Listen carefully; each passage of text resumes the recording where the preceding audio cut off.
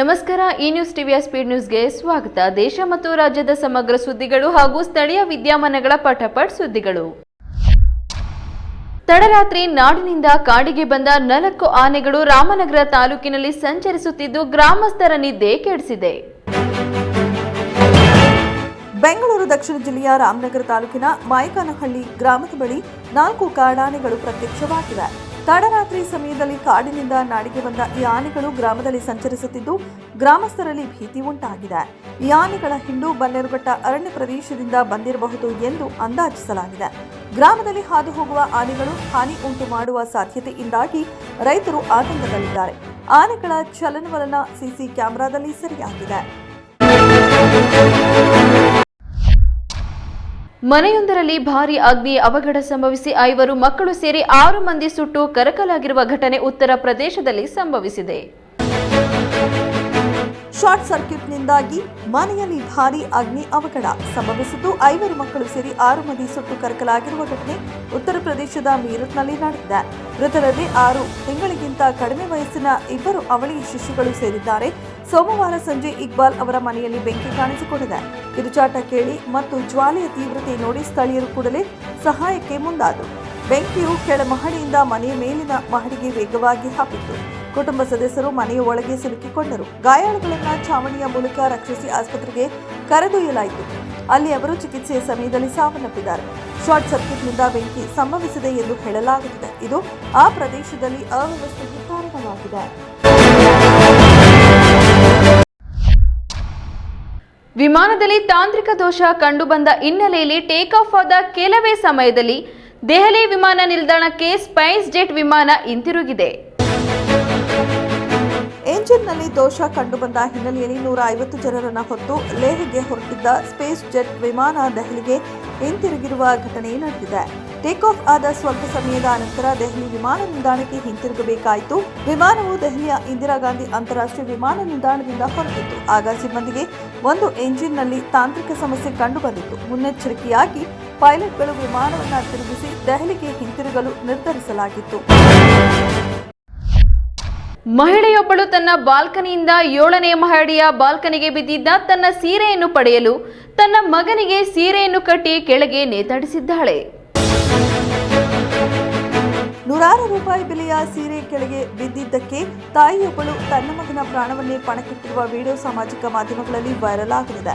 ಅಪಾರ್ಟ್ಮೆಂಟ್ನ 8ನೇ ಮಹಡಿಯಲ್ಲಿ ವಾಸಿಸುತ್ತಿದ್ದ ಮಹಿಳೆ ತನ್ನ ಬಾಲ್ಕನಿಯಿಂದ 7ನೇ ಮಹಡಿಯ ಬಾಲ್ಕನಿಗೆ ಬಿದ್ದಿದ್ದ ತನ್ನ ಸೀರೆಯನ್ನ ಪಡೆಯಲು ತನ್ನ ಮಗನಿಗೆ ಸೀರೆಯನ್ನ ಕಟ್ಟಿ ಕೆಳಗೆ ನೇತಾಡಿಸಿದ್ದಾಳೆ. ಆ ಬಾಲಕ ಆ ಸೀರೆಯನ್ನ ಹಿಡಿದುಕೊಂಡು ಕೆಳಗಿನ ಬಾಲ್ಕನಿಗೆ ಹೋಗಿ ಅಲ್ಲಿ ಬಿದ್ದಿದ್ದ ಅಮ್ಮನ ಸೀರೆಯನ್ನ ತೆಗೆದುಕೊಂಡು ಮತ್ತೆ ಸೀರೆಯಲ್ಲಿ ನೇತಾಡುತ್ತಾ ಮೇಲೆ ಬಂದಿದ್ದಾನೆ. ಅಪ್ಪಿತಪ್ಪಿ ಆ ಮಗುವೇನಾದರೂ ಕೈ ಜಾರಿ ಕೆಳಗೆ ಬಿದ್ದಿದ್ರೆ ಬದುಕುವ ಸಾಧ್ಯತೆಯೂ ಇರಲಿಲ್ಲ. ಹೀಗಾಗಿ ಆ ತಾಯಿಗೆ ತನ್ನ ಮಗನ ಪ್ರಾಣಕ್ಕಿಂತ ಸೀರೆಯೇ ಮುಖ್ಯವಾಯ್ತಾ ಎಂಬ ಪ್ರಶ್ನೆಯನ್ನ ನೆಟ್ಟಿಗರು ಕೇಳ್ತಿದ್ದಾರೆ. ಈ ಘಟನೆಯನ್ನ ಎದುರಿನ ಅಪಾರ್ಟ್ಮೆಂಟ್ ನಿವಾಸಿಗಳು ಮೊಬೈಲ್ನಲ್ಲಿ ರೆಕಾರ್ಡ್ ಮಾಡಿ ಸೋಷಿಯಲ್ ಮೀಡಿಯಾದಲ್ಲಿ ಪೋಸ್ಟ್ ಮಾಡಿದ್ದಾರೆ.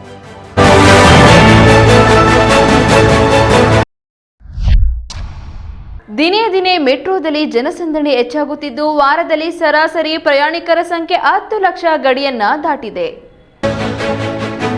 ನಗರದ ಮೆಟ್ರೋ ಸಂಚಾರದಲ್ಲಿ ಉಂಟಾಗುತ್ತಿರುವ ತೀವ್ರ ಜನಸಂದಣಿ ದಿನದಿಂದ ದಿನಕ್ಕೆ ಹೆಚ್ಚುತ್ತಿದ್ದು ವಿಶೇಷವಾಗಿ ಪರ್ಪಲ್ ಹಾಗೂ ಗ್ರೀನ್ ಮಾರ್ಗಗಳಲ್ಲಿ ಪ್ರಯಾಣಿಕರು ತೀವ್ರ ಅಸೌಕರ್ಯ ಅನುಭವಿಸುತ್ತಿದ್ದಾರೆ.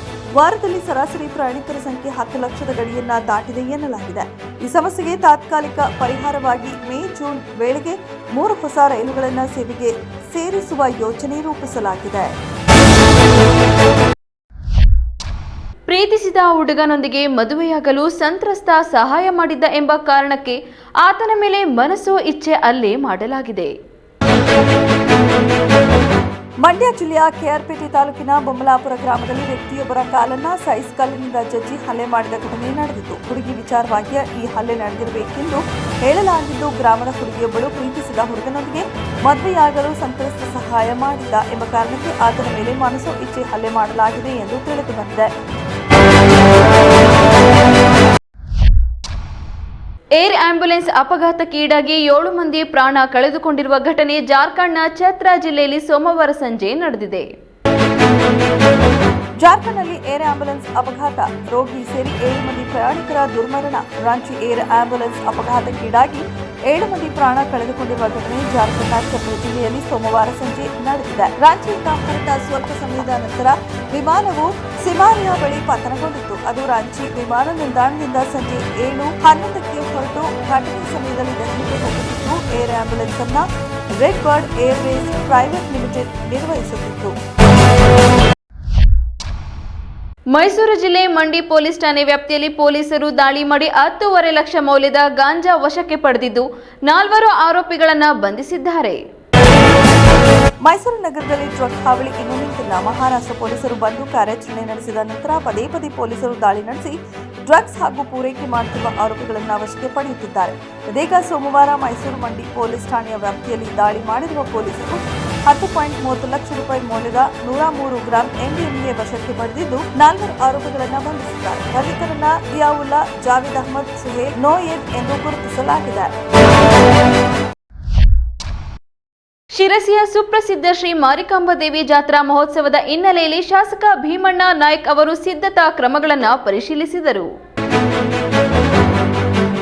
ಶಿರಸಿ ನಾಡಿನ ಸುಪ್ರಸಿದ್ಧ ಶಿರಸಿ ಶ್ರೀ ಮಾರಿಕಾಂಬಾ ದೇವಿಯ ಜಾತ್ರಾ ಮಹೋತ್ಸವ ಆರಂಭದ ಹಿನ್ನೆಲೆಯಲ್ಲಿ ಶಾಸಕ ಭೀಮಣ್ಣ ನಾಯ್ಕ ಅವರು ಸೋಮವಾರ ನಗರದ ವಿವಿಧೆಡೆ ಭೇಟಿ ನೀಡಿ ಸಿದ್ಧತಾ ಕ್ರಮಗಳನ್ನು ಪರಿಶೀಲಿಸಿದರು.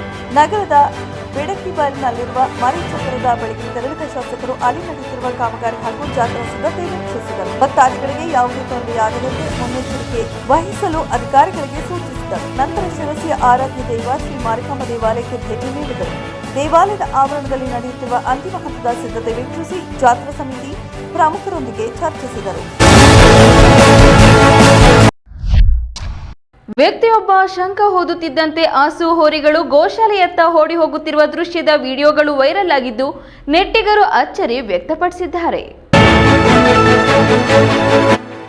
ಪ್ರಾಣಿಗಳೇ ಗುಣದಲ್ಲಿ ಮೇಲು ಎನ್ನುವ ಮಾತಿದೆ. ಹೀಗಾಗಿ ಈ ಪ್ರಾಣಿಗಳು ತನ್ನನ್ನು ಸಾಕಿದ ಮಾಲೀಕರಿಗೆ ವಿಧೇಯವಾಗಿರುತ್ತದೆ. ಇದಕ್ಕೆ ಉದಾಹರಣೆಯಂತಿದೆ ಈ ವಿಡಿಯೋ. ವ್ಯಕ್ತಿಯೊಬ್ಬ ಶಂಖ ಓದುತ್ತಿದ್ದಂತೆ ಗೋಶಾಲೆಗೆ ಎತ್ತ ಹಸು ಸೇರಿದಂತೆ ಹೋರಿಗಳು ಓಡಿ ಹೋಗಿವೆ. ಈ ವಿಡಿಯೋ ಸೋಷಿಯಲ್ ಮೀಡಿಯಾದಲ್ಲಿ ವೈರಲ್ ಆಗಿದ್ದು ನೆಟ್ಟಿಗರು ಈ ದೃಶ್ಯ ನೋಡಿ ಆಶ್ಚರ್ಯ ವ್ಯಕ್ತಪಡಿಸಿದ್ದಾರೆ. ದೀಪಕ್ ಹೆಸರಿನ ಫೇಸ್ಬುಕ್ ಖಾತೆಯಲ್ಲಿ ಹಂಚಿಕೊಳ್ಳಲಾದ ವಿಡಿಯೋದಲ್ಲಿ ಹಸುಗಳು ಸೇರಿದಂತೆ ಹೋರಿಗಳು ಮೇಲಿವೆ. ವ್ಯಕ್ತಿಯೊಬ್ಬ ಶಂಖ ಓದುತ್ತಿದ್ದಂತೆ ಹಸು ಹೋರಿಗಳು ಗೋಶಾಲೆಯತ್ತ ಓಡಿ ಹೋಗುತ್ತಿರುವ ದೃಶ್ಯವನ್ನ ನೀವಿಲ್ಲಿ ಕಾಣಬಹುದು. ಈ ನ್ಯೂಸ್ ಟಿವಿಯ ಸ್ಪೀಡ್ ನ್ಯೂಸ್ ಜೊತೆಗೆ ತಪ್ಪದೇ ವೀಕ್ಷಿಸಿ. ಈ ನ್ಯೂಸ್ ಟಿವಿಯ ಮುಖ್ಯ ಸಂಚಿಕೆ ರಾತ್ರಿ 8:30ಕ್ಕೆ.